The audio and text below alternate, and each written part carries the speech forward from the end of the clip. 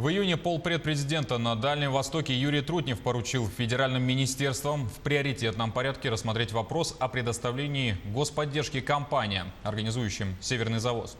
Одной из таких компаний стал резидент ТОР «Якутия» – грузовой терминал Нижний Бестях. Его работа позволит значительно облегчить проблему северного завоза. По соглашению с корпорацией развития Дальнего Востока инвестор планирует вложить в проект более 3 миллиардов рублей и трудоустроить 190 человек. А общая мощность терминала составит 2 миллиона тонн груза в год. Главная цель грузового терминала – создать транспортно-логистический узел, который свяжет железную дорогу, автомобильный и водный транспорт и, как следствие, сформирует трафик грузов с Арктикой. В этом году были закончены работы по устройству причальной набережной, это 100 метров, и открылка, еще порядка 130 метров. Также в этом году было уложено 125 метров подкрановых путей, смонтированы 2 портальных крана грузоподъемностью 32 тонны.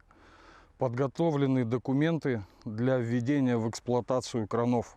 Планируем в этом году сдать причальную набережную и начать работать. Быстрые и качественные работы по созданию грузового терминала стали возможны из-за преференций для территорий опережающего развития, таких как административная помощь и фискальные льготы, снижение ставок по социальным отчислениям, налогу на прибыль, землю и другие.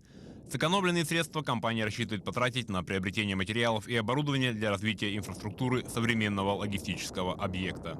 В 2021 году планируется подвести железнодорожные пути непосредственно под краны, что позволит исключить одну из транспортных составляющих, как автомобильный транспорт, что скажется на удешевлении доставки грузов в Арктику.